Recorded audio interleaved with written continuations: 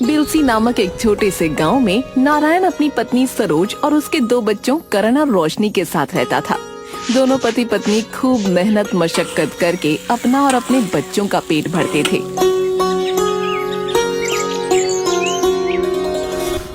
सरोज, हर बार ठंड में तापमान इतना नीचे तो नहीं जाता था, लेकिन इस साल तापमान बहुत ज्यादा गिर गया है। हाँ, आप सही कह रहे हैं। इस बार तो गांव के लोग बहुत ज्यादा परेशान हैं। दिन हो या रात हो, लोग ठंड से ठिठुर रहे हैं।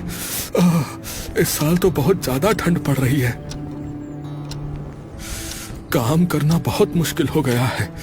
घर से निकलते ही ठिठुरन शुरू हो जाती है। नारायण अपनी मालकिन मधु के घर खाना बनाने चला जाता है। सरोज अपने बच्चों को सरकारी स्कूल छोड़कर फूल बेचने चली जाती है।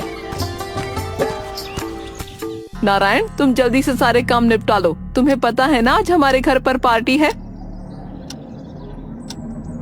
मालकिन, मैंने तो सारे पकवान बनाकर रख दिए हैं। अगर तुमने सारे पकवान बना लिए हैं तो आज तुम घर सजाने में भी मेरी मदद कर दो। ठीक है मालकिन, मैं आपकी मदद कर देता हूँ। ठीक है, लेकिन तुम्हें आज पार्टी में आना है। अपनी पत्नी और बच्चों को लेकर आ जाना। मालकिन, कितने बजे आना है? आप मुझे वक्त बता दीजिए। तुम शाम को 7 बजे पार्टी में आ जाना। और हाँ, मुझे तुम्हारी थोड़ी मदद की भी जरूरत होगी, ठीक है?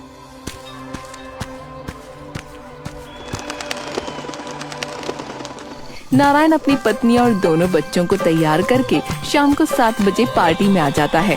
पार्टी बहुत शानदार थी। बहन देख, कितना बड़ा घर है, कितना सुंदर है।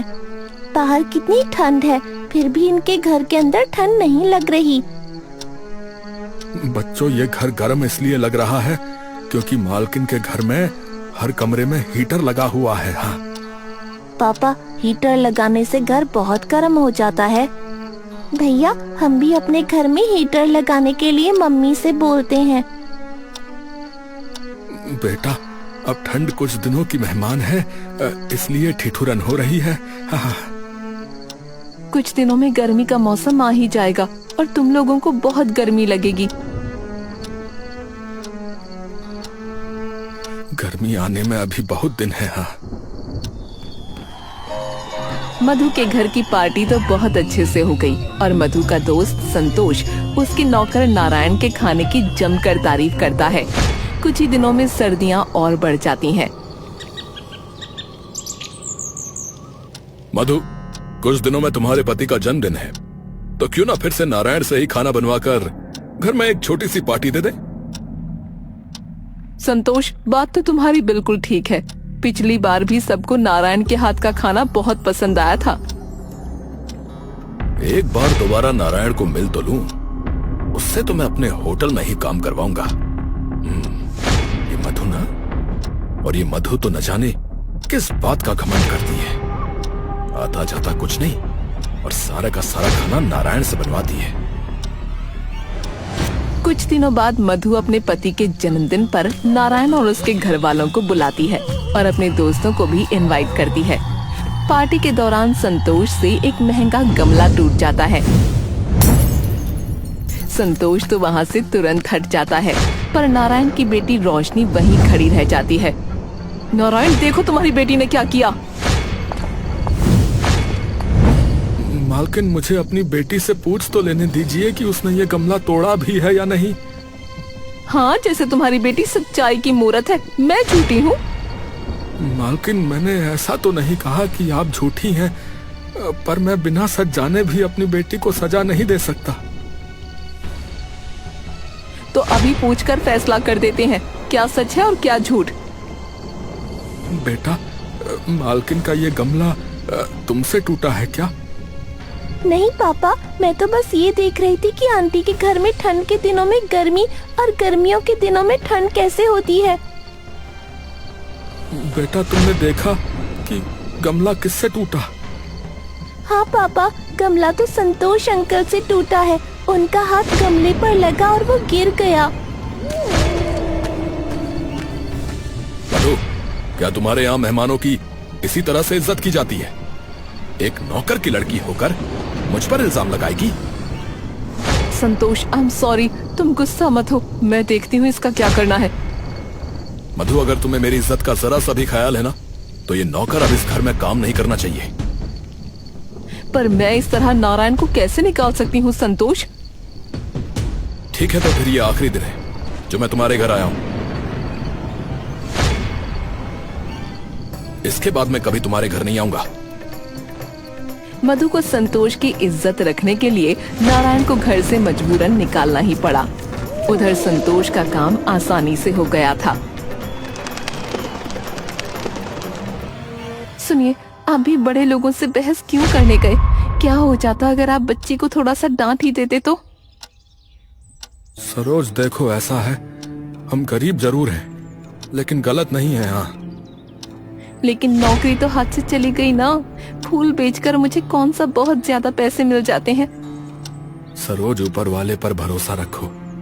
चंद पैसों के लिए अपनी बेटी को गलत साबित कर देने से मेरा ही जमीर गिरता और किसी का नहीं। ठीक है, मैं समझ गई, पर एक बार मेरे कहने से आप मालकिन से माफी मांगकर काम फिर से शुरू कर दो। देखो सरोज, मैं वादा तो नहीं करता, पर तुम्हारे कहने से एक बार जाकर मालकिन से दोबारा काम जरूर मांगूंगा। नारायण अपनी मालकिन मधु के घर जाता है। उसके बहुत कहने के बाद भी मधु उसे काम पर नहीं रखती। सर्दियां दिन प्रतिदिन बढ़ती ही चली जा रही थीं। जिस तरह से सर्दी पड़ रही है, क्या आप ऐसे मजदूर वाला काम कर सकेंगे? देखो सरोज, मेरी मालकिन ने तो मुझे दोबारा काम नहीं दिया। अब ये ईंट पत्थर उठाकर थोड़ा बहुत कमा तो रहा ही हूँ। आपसे क्या ही छुपा है, कुछ दिनों में बच्चों के स्कूल का पैसा भी भरना है। अगर नहीं भरा तो उनका नाम काट दिया जाएगा। मैं समझता हूँ सरोज, और मैं पूरी कोशिश कर रहा हूँ कि मुझे कोई अच्छी जगह काम मिल जाए। पापा, क्या हम भी अपने घर में हीटर लगवा सकते हैं? हीटर? पापा, मधु आंटी के घर और आस पड़ोस के लोगों ने भी अपने घर में हीटर लगवा लिया है। बेटा, मैं पूरी कोशिश करूंगा कि सर्दियों में मैं अपने घर में हीटर लगवा लूं। कितनी भी मेहनत कर ले, पर नारायण के पास मुश्किल से एक दिन के खाने के पैसे ही जुड़ पा रहे थे।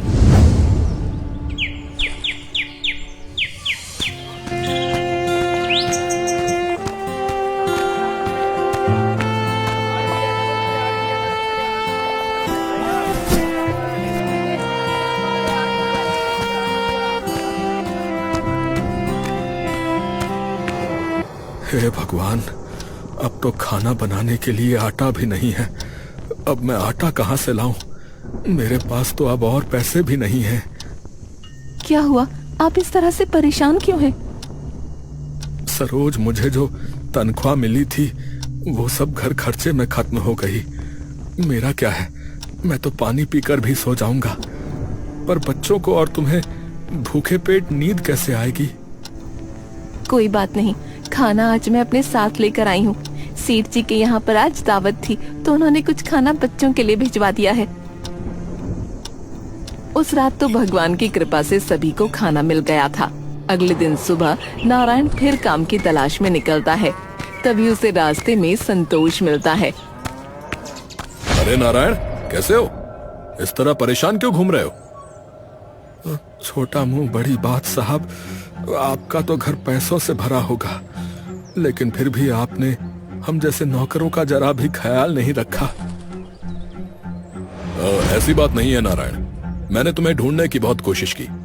मानता हूं मेरा तरीका गलत था, पर मैंने जानकर ये सब नहीं किया। साहब, आप लोग बड़े लोग हैं, आपको दर बदर नहीं भटकना पड़ता, पर हम जैसे गरीब लोग कहाँ जाएंगे? देखो, माफी मांगने से तो कुछ नहीं मिल पाएगा तुम्हें, पर हाँ, मेरा होटल है। अगर तुम वहां बावर्ची का काम करो और तुम्हारे हाथ का खाना सबको पसंद आए तो तनख्वाह जरूर मिल सकती है। नारायण खाना बनाने के काम पर लग जाता है और ग्राहकों को खाना सर्व भी करता है। ऐसे ही शाम हो जाती है और होटल क्लोज होने का वक्त आ जाता है, पर अभी भी लोगों की भीड़ कम नहीं होती। चलो, आज तो सारी डिशेस बिक गई और भीड़ भी कम नहीं हुई, इसलिए कल से तुम्हें और डिश बनानी होंगी। साहब, मैं बहुत ही स्वादिष्ट नाश्ता भी बनाना जानता हूँ। ठीक है, तो ये लो आज के काम के पैसे, 500 रुपए। धन्यवाद साहब, आपने आज मेरे घर वालों को और मुझे भूखा सोने की नौबत नहीं आने दी। नारायण होटल से निकलकर सबसे पहले राशन की दुकान पर जाता है। वहाँ से राशन का सामान खरीदकर घर आ जाता है। सरोज, भगवान ने हमारी सुन ली। ये लो, हफ्ते भर का राशन और सब्जियाँ। आपके पास इतने सारे पैसे कहाँ से आए? कोई अच्छा काम मिल गया क्या? सरोज, भगवान से प्रार्थना करो कि साहब का काम चल जाए, और अगर कल भी इस तरह से उनके होटल में भीड़ लगी रही तो वो मुझे कल मेरी महीने की तनख्वाह बता देंगे। आपको किसी होटल में काम मिला है? फिर तो साहब बहुत अमीर होंगे, है ना? हाँ सरोज, मेरी जो मालकिन थी उनके दोस्त नहीं थे संतोष जी? संतोष जी का ही होटल है, और उन्होंने मुझे आज की तनख्वाह 500 रुपए दी थी। ठीक है, मैं जल्दी से खाना बना देती हूँ। आप हाथ मुंह धोकर आ जाइए और बच्चों को भी साथ ले आइएगा। अगली सुबह नारायण बच्चों को स्कूल छोड़कर वापस काम पर चला जाता है। होटल पर पहुंचकर नारायण नाश्ता बनाता है, जो ग्राहकों को बहुत पसंद आता है। नारायण के बने हुए नाश्ते को खाकर ग्राहक बहुत तारीफ करते हैं। अरे संतोष भाई, आपने कोई नया बावर्ची रखा है क्या? क्या हुआ, खाने में कोई प्रॉब्लम हुई है क्या? अरे नहीं नहीं संतोष भाई, हम तो अक्सर आपके होटल पे खाना खाने आते ही हैं, पर आज का खाना हमेशा के खाने से बहुत ज्यादा स्वादिष्ट है। जी शुक्रिया शुक्रिया, ये तो बस हमारे बावर्चियों का हुनर है। ग्राहकों को आज बनाया हुआ नाश्ता कल से भी ज्यादा अच्छा लगा। सारे ग्राहकों का कहना था कि इससे स्वादिष्ट पकवान उन्होंने आज से पहले इस होटल में कभी नहीं खाए। नारायण, तुम्हारे हाथ में तो जादू है। तुम्हारे हाथों के बने हुए पकवान खाकर ग्राहक एक एक्स्ट्रा प्लेट खा रहे हैं। तुमने तो कमाल ही कर दिया भाई। सब ऊपर वाले की देन है साहब, वो जो दे उतना बहुत है। नारायण, आखिर तुमने ऐसा क्या मिलाया है इन पकवानों में जो ग्राहक इतनी तारीफ कर रहे हैं?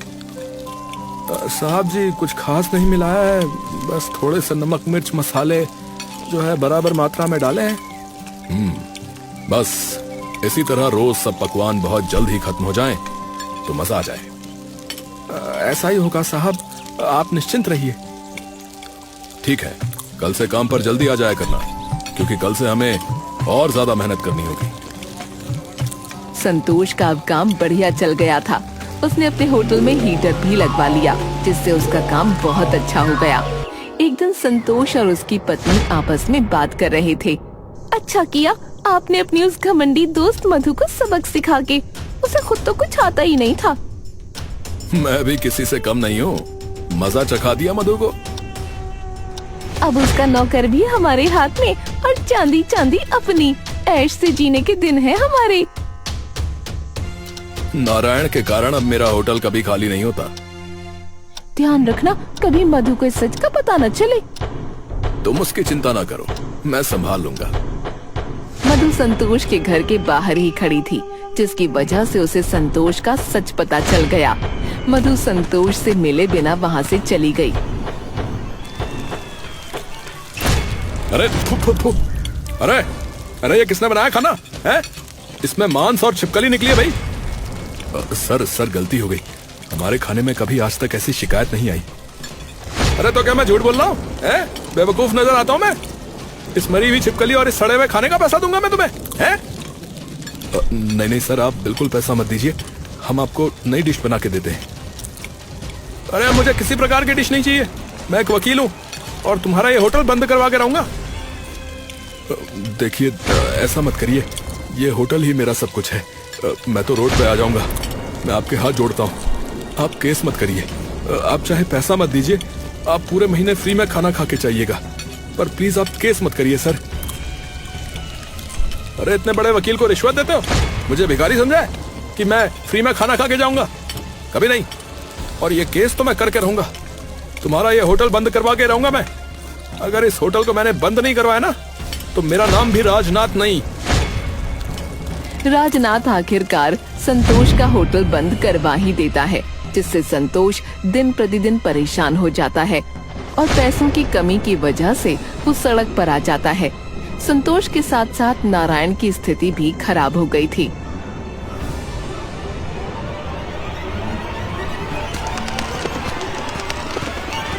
नारायण, सुना है तुम जहाँ काम करते थे उनका होटल बंद हो गया है। मालकिन, आप घर कैसे आई? आइए बैठिए ना। नारायण, मुझसे जो भी गलती हुई उसके लिए मुझे माफ कर देना, पर क्या तुम मेरे घर पर काम कर सकते हो? जी मालकिन, ये तो मेरी किस्मत है कि आपके यहाँ मुझे दोबारा काम मिल गया। ठीक है, मैं तुम्हें 10,000 रुपए दूंगी और अपनी पत्नी को भी साथ लाना। मैं उसे भी 10,000 रुपए दूंगी काम करने के। आपका बहुत बहुत धन्यवाद मालकिन। अगले दिन नारायण और उसकी पत्नी दोनों मधु के घर काम करने लगते हैं। वक्त बीतता है, संतोष अपने हालात से परेशान होकर आखिरकार मधु के घर पहुंचता है। मधु, मैं कई दिनों से बहुत परेशान था, पर तुमसे कहने की हिम्मत नहीं थी। क्या हो गया संतोष? तुम तो बहुत ज्यादा परेशान लग रहे हो। मैं पहले तुमसे माफी मांगना चाहता हूँ। मैं समझी नहीं, किस बात की माफी संतोष? नारायण की बेटी ने वो गमला नहीं तोड़ा था और मैं जानकर नारायण को तुम्हारे घर से निकलवाना चाहता था। पर नारायण से तुम्हें क्या फायदा होता है संतोष? नारायण बहुत अच्छा खाना बनाता था, इसलिए मैं उसे अपने होटल में रखना चाहता था।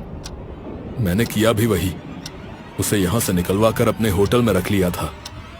तभी वहाँ पर नारायण और उसकी पत्नी दोनों आ जाते हैं। उन दोनों को देखकर संतोष हैरान और चकित रह जाता है। नारायण, तुम यहाँ कैसे काम कर रहे हो? वो तुम्हें नारायण नहीं, मैं बताऊंगी। ये सब क्या चल रहा है? मुझे तो कुछ समझ ही नहीं आ रहा है मधु। मुझे ये बात बहुत पहले ही पता चल गई थी कि जो कुछ भी हुआ वो तुम्हारा किया धरा था। जब मधु कुछ बताती, वहाँ राजनाथ भी आ पहुँचा, जिसे देखकर संतोष के साथ साथ नारायण भी हैरान रह गया। मालकिन, यही तो थे जिन्होंने संतोष जी का होटल बंद करवा दिया। मधु, तुम इन्हें भी जानती हो क्या? सबके सवालों का जवाब मिलेगा। राजनाथ मेरा ही दोस्त है। जब संतोष ने मेरे साथ धोखा किया, तब मैंने राजनाथ को सारी बातें बताकर ये प्लान बनाया और इस प्लान के मुताबिक मैंने सारे काम कराए ताकि संतोष को अपनी गलती का एहसास हो जाए। तुम्हारा होटल मैंने टेम्पररी बंद करवाया भाई, तुम्हें बस तुम्हारी गलती का एहसास कराने के लिए। पर आप लोगों ने अपने इस खेल में मुझे क्यों शामिल किया? ये गलती मेरी ही है। ना मैं उस दिन वो सब करता और ना आज नारायण या मुझे ये दिन देखना पड़ता। तुम माफी के लायक तो हो नहीं संतोष, पर मैं फिर भी तुम्हें माफ कर रही हूँ। देखो मधु, मैंने तुम्हें धोखा देने का कभी नहीं सोचा था, पर तुम्हारे घमंड के कारण मैंने ये सब करा और इसमें मेरा भी फायदा था। दिन बीतते गए और मधु ने नारायण को 15,000 की तनख्वाह देना शुरू कर दिया था। संतोष का होटल भी उसे वापस कर दिया गया। एक दिन नारायण काम पर जा रहा था, तभी उसे एक दुकान पर हीटर दिखा। भैया, ये हीटर का क्या दाम है? ये मात्र 10,000 की है भैया। 10,000? ये तो बहुत ज्यादा महंगा है भैया। अरे भैया, अगर नया हीटर खरीदने जाओगे तो 30,000 से कम का नहीं आएगा। अच्छा ठीक है, पर मैं इसके 5,000 दूंगा। ये सही से चलता तो है ना? हाँ, बिल्कुल सही से चलता है। अगर 6 महीने से पहले ये हीटर बंद हो जाता ना, तो इसकी सारी रिपेयरिंग की सर्विस बिल्कुल फ्री होगी भैया। ठीक है, मैं 5,000 दूंगा। अगर तुम्हें देना है तो दे दो भैया। अच्छा चलो ठीक है, ले जाओ भैया, बोनी का टाइम है, चलो ले जाओ। नारायण दुकानदार को अपने घर लेकर जाता है। वो आदमी घर पहुंचकर हीटर लगा देता है। हीटर चालू करते ही गरम गरम हवा घर में फैलने लगती है। बच्चे भी इस गर्म हवा का मजा उठाते हैं। वाह रोशनी, कितना मजा आ रहा है। हीटर की गरम गरम हवा से ऐसा लग रहा है जैसे भट्टी जलाई हो। हाँ भैया, इतनी ठंडी में ये गर्म हवा सूरज की चादर जैसी लग रही है। घर में हीटर के लगते ही बच्चे बहुत खुश हो जाते हैं। सरोज जैसे ही घर पर आती है वो भी हीटर की हवा खाकर खुश हो जाती है। आपने आखिर बच्चों की इच्छा पूरी ही कर दी। अरे कैसे ना करता भला, बच्चे तो आखिर मेरी जान है, परिवार से बढ़कर मेरे लिए कुछ भी नहीं। हीटर लग जाने की वजह से बच्चे बहुत खुश हैं और मैं भी। आपकी कमाई भी अच्छी होने लगी है। हाँ, बस तुम्हारा साथ और भगवान का हाथ सर पर रहेगा तो ऐसे ही आगे बढ़ता रहूंगा। मधु अपनी जिंदगी में खुश थी और संतोष अपनी गलती का पश्चाताप करने के लिए नारायण के बच्चों की स्कूल की फीस भरता है।